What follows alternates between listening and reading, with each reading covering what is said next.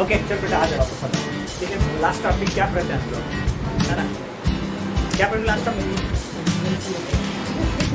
Revision दिख गया था ना। तो हम लोग लास्ट टॉपिक पढ़ते ऐसे ऑस्मोसिस पढ़ते ना, आई थिंक ऑस्मोसिस और ऑस्मोटिक प्रेशर तक हो गया था, है ना?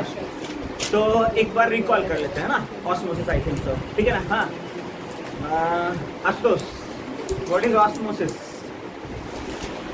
आशुतोष बेटा बताओ, जल्दी बताओ ऑस्मोसिस क्या होता है? हाँ Gulshan, osmosis lower concentration to high, क्या? Lower concentration to higher concentration.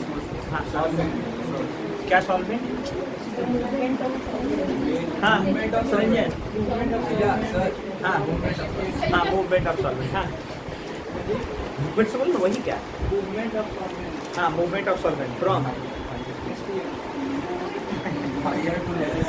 अच्छा वाटर पोटेंशियल के टर्म में डिफाइन करो। हाँ बेटा, हाँ higher water potential to lower water potential. देखो वापस आ जाओ। ओके हाँ तो ठीक है, मतलब ऑस्मोसिस को लास्ट टॉपिक हमने ऑस्मोसिस डिफाइन किया था कि ऑस्मोसिस बेसिकली क्या होता है? एक प्रोसेस है जिसमें solvent can move from lower concentrated solution to higher concentrated solution through semi permeable membrane. या फिर हमने दूसरे टर्म में ये भी पढ़ा था the movement of solvent from higher water potential to the lower water potential by SPM, ठीक है ना, या through SPM is known as osmosis. और इस प्रोसेस में ठीक है जो प्रेशर डेवलप होता है, जो बेसिकली क्या करता है ऑस्मोसिस को इक्विलिब्रियम में अटेन करता है, वो प्रेशर क्या कहलाता है आपका? ऑस्मोटिक प्रेशर कहलाता है। यहाँ तक हम लोगों ने लास्ट टॉपिक डिस्कस किया था और उसके एक्सप्रेशन को भी हमने डिस्कस किया था। ठीक है, आज का टॉपिक होगा आपका क्या? Types of solution. क्या होगा? Sorry types of osmosis. पहले क्या पढ़ लेंगे? टाइप्स ऑफ ऑस्मोसिस, फिर पढ़ लेंगे क्या? Types of solution on the basis of osmosis. ठीक है, तो सबसे पहले देखो तो बेटा टाइप्स ऑफ ऑस्मोसिस, ठीक है, टाइप्स ऑफ ऑस्मोसिस, है ना? तो ऑस्मोसिस तो हम पढ़ ही रहे ना, लेकिन ऑस्मोसिस 3 तरीके का हो सकता है आपके लिए। ठीक है, पहला हम लोग कसते हैं क्या? Indo osmosis. क्या हो जाएगा बेटा? Indo osmosis. दूसरा होता है क्या? एक्सो ऑस्मोसिस, है ना? और तीसरा होता है बेटा क्या? Reverse osmosis. तीसरा क्या होता है? Reverse osmosis. रिवर्स ऑस्मोसिस को ही शॉर्टकट में आरओ बोलते हैं। आरओ वाटर पीते हैं ना आप लोग, आरओ वाटर, है ना, वो रिवर्स ऑस्मोसिस वाटर होता है। ठीक है, तो ये जो समझते हैं हम लोग सबसे पहले, हाँ आरओ लिखा होता है। तो देखो यानी सबसे पहला चीज जो है वो है क्या आपका? इंडो ऑस्मोसिस, है ना? इंडो, इंडो का मतलब क्या हो गया? देखो इंडो का मतलब हो गया यहाँ पर क्या? इंडो का मतलब हो गया इंटरनल। क्या हो गया बेटा? इंटरनल। और ऑस्मोसिस का मतलब हम लोग सिंपल सा कह सकते हैं क्या? Movement of water. क्या कहते हैं? Movement of water. इसका मतलब क्या होता है कि अगर ऐसा मान लो ना कि आपके पास कोई सेल है, कोई लिविंग सेल है, क्या है? कोई लिविंग सेल है, और आपने उस लिविंग सेल को किसी सॉल्यूशन में रखा, किसी सॉल्यूशन में रखा, और लिविंग सेल हमेशा सेपरेटेड होता है किसके द्वारा? सेमी परमिएबल मेम्ब्रेन के द्वारा।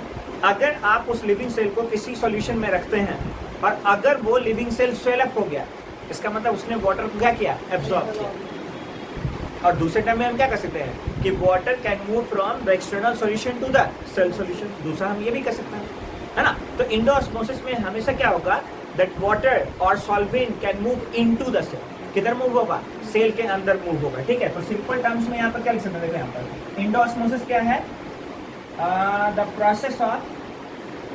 Process of movement of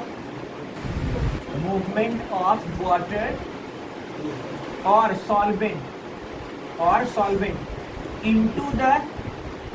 into the cell, है ना, फ्रॉम एक्सटर्नल सॉल्यूशन, है ना, from external solution is termed as endosmosis. ठीक है ना, is termed as एंडोऑस्मोसिस। यानी एंडोऑस्मोसिस में हमेशा वाटर किधर मूव होगा? इनटू द सेल मूव होगा। किधर मूव होगा? Into the cell. मतलब कोई एक सॉल्यूशन है, आपने उसमें एक सीड रख दिया, ये मान लीजिए सीड है, और इधर सॉल्यूशन, ठीक है, और इस सॉल्यूशन में से क्या हो रहा है? जो वाटर पार्टिकल्स हैं वो किधर मूव कर रहे हैं? अंदर की ओर मूव कर रहा है। ये सॉल्वेंट है ना, तो सॉल्वेंट किधर मूव कर रहा है? Into the cell. Solvent into the cell, right ना? तो ऐसे प्रोसेस को क्या बोलेंगे? एंडोऑस्मोसिस। यहाँ तक तो कोई डाउट नहीं है ना? तो पहले इसको नोट कर दो, पहले इसको नोट कर दो। क्या कोई डाउट है बेटा? नहीं ना, है ना? तो देखो दूसरा था आपका क्या? एक्सोऑस्मोसिस। ठीक है ना, एक्सोऑस्मोसिस।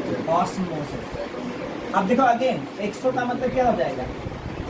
एक्सो का मतलब एक्सटर्नल, या फिर आप इस इसको क्या आउट। और ऑस्मोसिस का मतलब, ऑस्मोसिस का मतलब ना movement of solvent, movement of solvent. इसका मतलब क्या है कि इस बार सेल को आपने किसी ऐसे सॉल्यूशन में रखा है जहां पर वो सेल क्या कर रहा है? वाटर का लॉस कर रहा है। क्या कर रहा है? वाटर का लॉस कर रहा है। तो ऐसे मान लो ये है आपका आरबीसीएस सेल, ये है हमारा क्या? Red blood cell, RBCs cell, ठीक है ना। और ये है पानी पूरी का पानी, हाँ इमली का पानी होता है ना उसमें, टैमरिंडस वाटर, है ना, पानी पूरी वाला पानी है ना, कोपचा वाला पानी। अब ध्यान रखिएगा, और रेड ब्लड सेल, ठीक है। क्या होता है ये चीज समझो, मैं आपको रियल चीज समझा रहा हूँ। अगर रोज डेली, आपने सुना होगा ना कि नींबू पानी पीने से वेट लॉस होता है, हाँ, नींबू वाला पानी रोज पीने से वेट का लॉस होता है। कैसे लॉस होता है वो चीज़ समझाता हूँ मैं आपको। या फिर आप अगर बहुत सारा इमली का पानी पीते हैं, जैसे पानी पूरी 10, 20, 50 खा लिए, तो पानी में बहुत सारा पिए, उस समय क्या होता है वो चीज़ मैं आपको समझाता हूँ। जैसे ये पानी पूरी का पानी है, तो उसमें सबसे ज़्यादा क्या होता है? इमली होता है। अब आरबीसीएस को आपने इमली के पानी में रखा, एक सॉल्यूशन इस रेड ब्लड सेल्स के भीतर है और एक सॉल्यूशन बाहर है। तो इसके भीतर हो गया सॉल्यूशन 1 और ये बाहर हो गया क्या? सॉल्यूशन 2, है ना। अब मैंने बोला क्या कि इसका भी कुछ ना कुछ कॉन्सेंट्रेशन होगा C1 और इसका कुछ कॉन्सेंट्रेशन है C2। तो इमली के पानी का कॉन्सेंट्रेशन हाई होता है किसके कॉन्सेप्ट में? सेल के कॉन्सेप्ट में। तो देखो C1 इज लेस देन क्या है? C2। और ये जो आपका आरबीसीएस का ये वाला सेल है वो क्या होता है? SPM, यानी सेल के भीतर है लोअर कॉन्सेंट्रेटेड सॉल्यूशन और सेल के बाहर है हायर कॉन्सेंट्रेटेड सॉल्यूशन। तो क्या होगा? ऑस्मोसिस तो होगा। और ऑस्मोसिस में हमेशा क्या होता है? That solvent can move from lower concentrated solution to higher concentrated solution. यानी इस समय जो हमारा आरबीसीएस सेल होता है वो अपना वाटर रिलीज कर देता है किधर? इमली के पानी में, यानी इसके पानी बाहर आ गया। जब इसके पानी बाहर आ गया तो अपना आरबीसीएस सिकुड़ गया, और सिकुड़ करके क्या बन गया? स्पिंडल शेप में, हंसुए के आकार में। हाथ वाला भी समझाता हूँ, किसमें हो गया? स्पिंडल शेप में। अब अगर ये स्पिंडल सेल बन गया ना, हंसुए के आकार पे कन्वर्ट हो गया, क्योंकि पानी तो उसके अंदर रहा नहीं, और दूसरा आपका ओवल है, तो ये स्पिंडल सेल का जो नोक होता है ना, वो इसको डेड करते रहता है, पंच करते रहता है। तो ये तो खुद मरा ही मरा, दूसरे को भी मारा। तो उस सिचुएशन में हमारे ब्लड में जो हीमोग्लोबिन का मात्रा होता है वो धीरे धीरे कम होता है। समझ में आया ना। तो तभी कहता है कि इमली का पानी पीने से ब्लड कम होता है। क्यों? आप क्योंकि आप आरबीसीएस को मार रहे हैं। किसको मार रहे हैं? आरबीसीएस को मार रहे हैं। समझ में आया ना। और इस प्रोसेस में क्या हुआ देखो, वाटर कहाँ मूव किया? From cell to out. Cell से किधर पानी आया? बाहर आया। और ऐसे प्रोसेस को ही हम लोग क्या करते हैं? क्या करते हैं इसको? एक्सोऑस्मोसिस। ठीक है ना, क्या करते हैं? एक्सोऑस्मोसिस। हद तो तब होता है जब आप लोग खा लेते हैं, हम तो नहीं खाते हैं। इसको एक दिन देखे मॉल के पास तोड़ रही थी पता है इमली वाला जो हाथ मतलब जो बनाता है ना, ये यहाँ पर ना बैक्टीरिया होता है अपना। क्या होता है? बैक्टीरिया होता है। नहीं मैं पूरी बात बताऊँ। अब पता है क्या होता है? हम लोग बेचना कहाँ है? लोग नहीं बेच, हम लोग नहीं। अच्छा बेटा बेच, हाँ साथ ही सुनो सुनो, देखो सुनो सुनो, बहुत जगह पर तुम देखोगे तो वो प्लास्टिक का हाथ पहन के, ठीक है ना, ग्लव्स पहना, ठीक है। तो देखो यहाँ पर नॉर्मली क्या करता है वो चीज़ मैं आपको बताता हूँ। क्यों नहीं खाना चाहिए, वो अवेयरनेस है एक तरीके का। तो क्या, सुनो सुनो सुनो बेटा, सुनो बातें सुनो। ऐसे ही हमारे स्किन के ऊपर बहुत सारे बैक्टीरिया होते हैं, ठीक है ना। खट्टा खट्टा स्मेल आएगा उसको, ठीक है ना। और ऊपर से तुम क्या कर रहे हो? वो कंटिन्यूअसली इमली का पानी में हाथ डुबा रखा होता है। तो यहाँ पर जो एसिड होता है ना, वो उसके बैक्टीरिया को ग्रोथ को और बढ़ा देता है। तो इमली वाले के हाथ जो पानी होता है ना, उस पर बैक्टीरिया बहुत सारा होता है। और ये जो नाखून के बगल का सेल होता है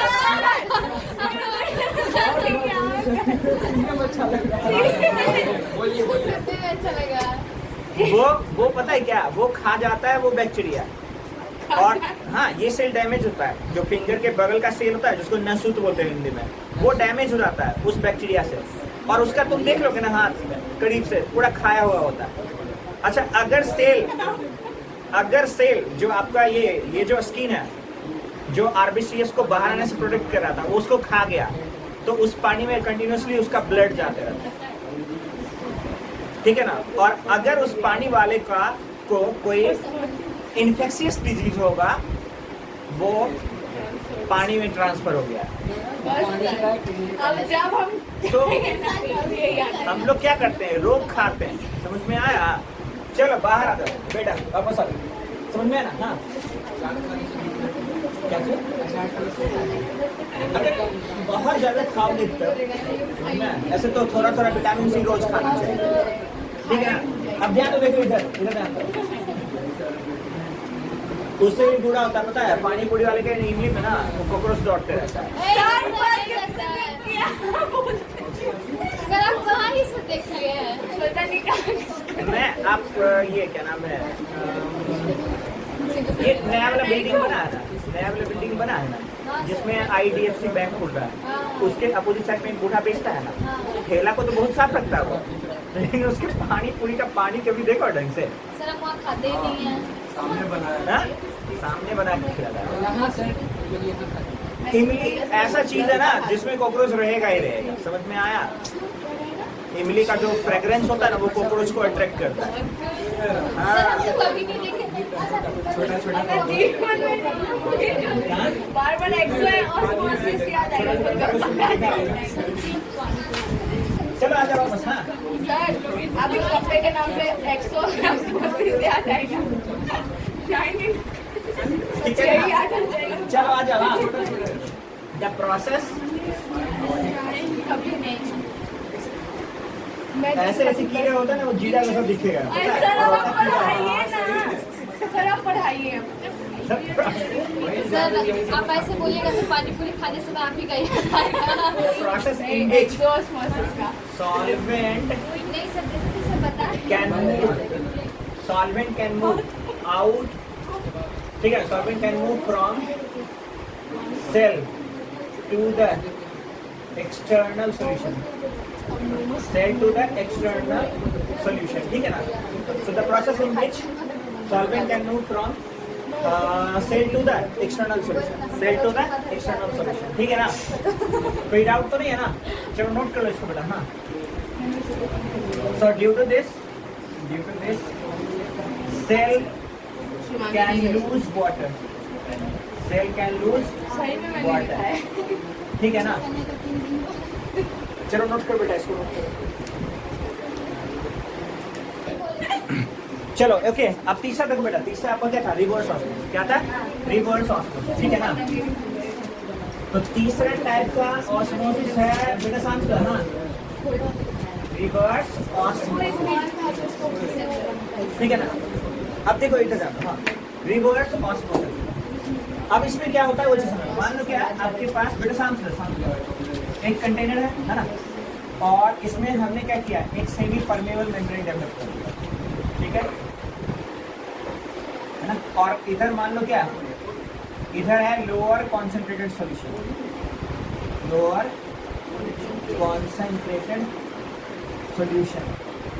और इधर है क्या बेटा है, हायर कॉन्सेंट्रेटेड सॉल्यूशन। इसका मतलब इसको मान लेते हैं C1 और इसको मानते हैं क्या C2, यानी इस सिचुएशन में क्या देखो C2 हाई है तो C1 is less than C2, ठीक है। यहाँ तक तो कोई डाउट नहीं है। अब ध्यान देना बेटा, देखो नॉर्मली क्या होता है ऑस्मोसिस में, क्या होता है ऑस्मोसिस के कंडीशन में क्या देखते हैं, that solvent can move from lower to higher solution. मतलब अगर सिर्फ ऑस्मोसिस होता है तो क्या होता है, सॉल्वेंट लोअर कॉन्सेंट्रेटेड सॉल्यूशन से हायर कॉन्सेंट्रेटेड सॉल्यूशन की ओर जाता है, समझ गया ना। और उसको सपोर्ट करने के लिए कौन सा प्रेशर चाहिए, ऑस्मोटिक प्रेशर। और इधर क्या डेवलप होता है, पाई डेवलप होता है।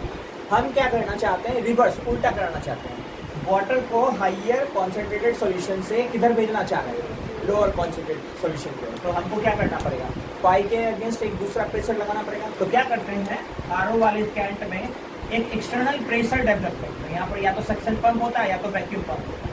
ये आपका पी एक्सटर्नल, यानी यहाँ से हम एक्सटर्नल प्रेशर को मेंटेन करते हैं। अगर P एक्सटर्नल प्रेशर का वैल्यू पाई से ज़्यादा है, ऑस्मोटिक प्रेशर से ज़्यादा है, उस सिचुएशन में क्या होगा, that solvent can move from higher concentrated solution to the lower concentrated solution. और ऐसे प्रोसेस को ही क्या बोलते हैं, रिवर्स ऑस्मोसिस। तो इसके लिए क्या करना पड़ा, हमें एक कंडीशन डेवलप करना पड़ा, और वो कंडीशन क्या है, that external pressure must be higher than the osmotic pressure. समझ में आया, कोई डाउट तो नहीं है ना। तो दैट में देखो, यानी क्या हो रहा है, रिवर्स ऑस्मोसिस क्या है, the process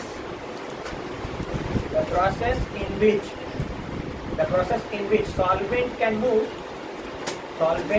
move from higher concentrated solution, है ना, from higher concentrated solution to the lower concentrated solution, right ना, to the lower concentrated solution if P external is more than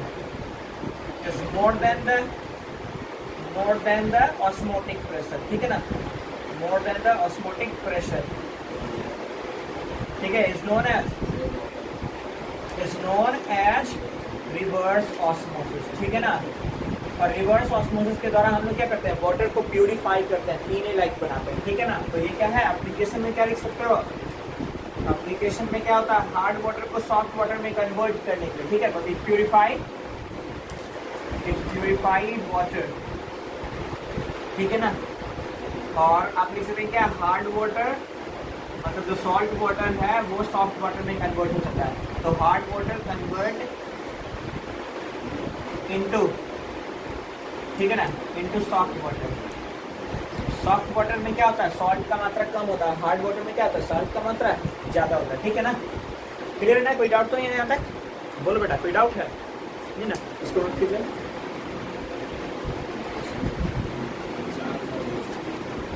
अब देखो बेटा, हाँ ध्यान दो, है ना। तो यहाँ पर क्या है, देखो टाइप्स ऑफ सॉल्यूशन, ठीक है, types of solution on the basis of osmosis, ठीक है ना, एंड कॉन्सेंट्रेशन, दोनों टर्म आप यूज कर सकते हैं, एंड कॉन्सेंट्रेशन, ठीक है। तो देखिए, types of solution on the basis of osmosis and concentration. अब 3 तरीके का सॉल्यूशन होता है। पहला हम लोग लिखते हैं क्या, आइसोटोनिक, समझ लीजिएगा पहले, ठीक है ना। पहला क्या लिखते हैं, आइसोटोनिक। दूसरा लिखते हैं हाइपोटोनिक, ठीक है ना, हाइपोटोनिक। और तीसरा लिखते हैं क्या, हाइपरटोनिक। तीसरा क्या लिखते हैं, हाइपरटोनिक। तो 3 तरीके का सॉल्यूशन है ना। अब समझिएगा, देखिए आपने देखा भी होगा, कफ सिरप पर लोग बोलते हैं जाके कफ वगैरह होता होगा, कोल्ड वगैरह, तो कहता है टोनिक ले लो जाए। टोनिक क्यों बोलते हैं, क्योंकि कफ सिरप में क्या होता है, मेडिसिन का सॉल्यूशन होता है, डिफरेंट टाइप ऑफ जो ड्रग्स होते हैं उसका क्या सॉल्यूशन है। तो टोनिक का मतलब होता है सॉल्यूशन, याद रखिए, ठीक है ना। हाँ, और कैसा, तो कॉन्सेंट्रेटेड सॉल्यूशन। तो आइसो का मतलब यहाँ पर क्या हो जाएगा, आइसो का मतलब सेम, और टोनिक का मतलब कॉन्सेंट्रेटेड सॉल्यूशन, कॉन्सेंट्रेटेड सॉल्यूशन, ठीक है। अब समझिएगा, हमने बोला क्या कि सेम सॉल्यूशन, इसका मतलब क्या है, एक एक्सटर्नल सॉल्यूशन, मान लो एक आरबीसीएस है, ये रेड ब्लड सेल्स है, और आरबीसीएस का कॉन्सेंट्रेशन है C1, आरबीसीएस का कॉन्सेंट्रेशन C1, और सेल का कॉन्सेंट्रेशन C2। अब अगर ये आइसोटोनिक है तो दैट मींस क्या होना चाहिए, पहला चीज C1 must be equal to, मतलब जितना कॉन्सेंट्रेशन रेड ब्लड सेल्स का है उतना ही कॉन्सेंट्रेशन किसका है, बाहर वाले सॉल्यूशन का है। In that case both solution are considered isotonic in nature. तो कंपेयर करके आप इसको समझ सकते हैं। तो आइसोटोनिक अगर C1 इक्वल टू C2 है, देन आपने पढ़ा है ना, पाई इक्वल टू क्या होता है, CRT। इस सिचुएशन में क्या हो जाएगा, pi 1 equal to C1 RT, pi 2 equal to C2 RT। That's why pi 1 is equal to क्या हो जाएगा, पाई 2, क्योंकि टेम्परेचर सेम है, आर आइडियल गैस कांस्टेंट है या आइडियल सॉल्यूशन कांस्टेंट है, और कॉन्सेंट्रेशन आपका सेम है, इसलिए दोनों प्रेशर क्या है, सेम है। अगर दोनों प्रेशर मतलब सेल के अंदर का प्रेशर और सेल के बाहर का प्रेशर अगर दोनों सेम है तो क्या वाटर का मूवमेंट होगा, नहीं होगा। तो दैट मींस क्या लिखेंगे, नो ऑस्मोसिस। क्या लिखेंगे यहाँ पर, नो ऑस्मोसिस। यानी आइसोटोनिक सॉल्यूशन एक ऐसा सॉल्यूशन है जिसमें ऑस्मोसिस नहीं है। समझ में आ गया, कोई डाउट वाली बात तो नहीं है। तो आइसोटोनिक सॉल्यूशन क्या लिखना है, the solution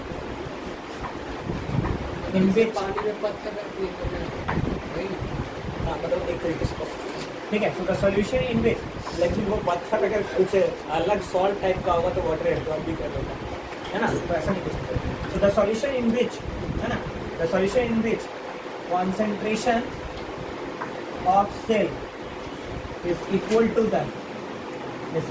to the concentration of external medium, है ना, एक्सटर्नल मीडियम। ऐसे सॉल्यूशन को हम लोग क्या करते हैं, आइसोटोनिक। क्या करते हैं, आइसोटोनिक। और ये उसका प्रॉपर्टीज हो गया, ठीक है ना। अब दूसरा देखो बेटा क्या है, हाइपोटोनिक।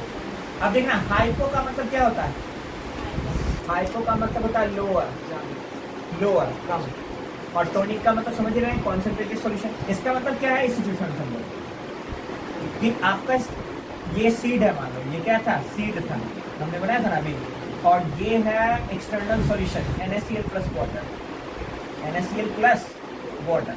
अब इस सिचुएशन में हम क्या देख पा रहे थे कि जब सीड को हम नमक वाले पानी में रखते हैं तो वो सीड क्या करता है, वाटर को एब्जॉर्ब कर लेता है, यानी वाटर मूव कर रहा है from external solution to the internal of seed. इसका मतलब इसका कॉन्सेंट्रेशन C1 और इसका कॉन्सेंट्रेशन C2। ऐसा कब होगा, जब वाटर अंदर कब जाएगा, जब C2 क्या होगा, कम होगा, और C1 क्या होगा, ज़्यादा होगा। यानी सिचुएशन है C2 is less than C1, मतलब C2 का कॉन्सेंट्रेशन C1 से कम है। कम मतलब क्या, लोअर। तो बाहर का सॉल्यूशन कैसा है, हाइपोटोनिक। और हाइपोटोनिक कंडीशंस में क्या हो रहा है, देखो दूसरा C2 is less than C1 है, देन क्या हो जाएगा बताना बेटा, phi2 is less than phi1। तो प्रोसेस क्या हो जाएगा, एंडोऑस्मोसिस। पानी कहाँ चला जाएगा, अंदर चला जाएगा। अगर एंडोऑस्मोसिस होगा तो क्या लिखेंगे, सेल क्या हो जाएगा, सेल फिल, सेल अप खुल जाएगा सेल, और ज्यादा पानी एब्जॉर्ब करेगा तो फट जाएगा सेल, राइट ना। तो नेक्स्ट क्या लिख सकते हैं, सेल कैन बर्स्ट, है ना। क्लियर ना, कोई डाउट तो नहीं आता। और ये सॉल्यूशन क्या कैसा कैसा सॉल्यूशन कराएगा, हाइपोटोनिक सॉल्यूशन कराएगा। तो क्या लिखेंगे देखो बेटा यहाँ पर, the if the concentration of external solution है ना is less than cell solution, then the solution is known as hypotonic in which endosmosis takes place, ठीक है। अब तीसरा देखो क्या था, हाइपरटोनिक। हाइपर का मतलब देखो यहाँ पर क्या होता है बेटा, हाइपर का मतलब होता है हाइयर, और टोनिक का मतलब क्या है, कॉन्सेंट्रेशन, है ना। यानी इस सिचुएशन में क्या देखो, वही RBCS वाला था और क्या था, इमली पानी वाला था। ये RBCS और ये टैमरिंडस वाटर। अब इस सिचुएशन में क्या होगा, पानी कहाँ से कहाँ आएगा, RBCS से बाहर आएगा। या फिर आपने देखा होगा, मैंने आपको एग्जाम्पल भी एक दिन और बताया था कि जब हम लोग नहाते हैं तो उस समय बहुत सारा फेस वॉश वगैरह यूज़ करते हैं, शैम्पू यूज़ करते हैं, डिटर्जेंट यूज़ करते हैं, हाँ कपड़ा ऐसे धो देता है। तो मतलब तुम नहाता दिन में, कपड़ा धोता रात में। अब तुम्हारा जैसा बच्चा होता होगा तो ये पहले लैक में काजल लगा के फिर सब, नहीं हम देखें तुम्हारा एक वीडियो। तो देखो बेटा सुनो, एक दिन और एक वीडियो फेमस हो रहा था, आशुतोष को टैग करो, तुम्हारा नंबर ही नहीं था, नहीं तो मैं टैग कर दूंगा तुमको। तो देखो बेटा इसे ध्यान दो कि उस सिचुएशन में क्या होता है, अपना जो फिंगर है ना वो हमेशा क्या होता है, किसी ना किसी सॉल्यूशन के कांटेक्ट में होता है। शैम्पू भी तो एक सॉल्यूशन है ना, साबुन सोप सॉल्यूशन कहलाता है, कपड़ा धोते हैं तो डिटर्जेंट का सॉल्यूशन है। और उन सब कंडीशंस में जो एक्सटर्नल सॉल्यूशन होता है ना उसका कॉन्सेंट्रेशन हाई होता है। और सेल के अंदर भी तो वाटर है ना, बिना पानी का तो सेल रह नहीं सकता, सेल के अंदर भी वाटर है और कुछ ना कुछ केमिकल है, यानी उसके अंदर भी क्या सॉल्यूशन है। तो ये फिंगर का सॉल्यूशन का जो कॉन्सेंट्रेशन होता है वो कम होता है, और डिटर्जेंट का सॉल्यूशन का कॉन्सेंट्रेशन ज़्यादा होता है। और स्किन अपना क्या है, सेमी परमेबल मेम्ब्रेन, है ना।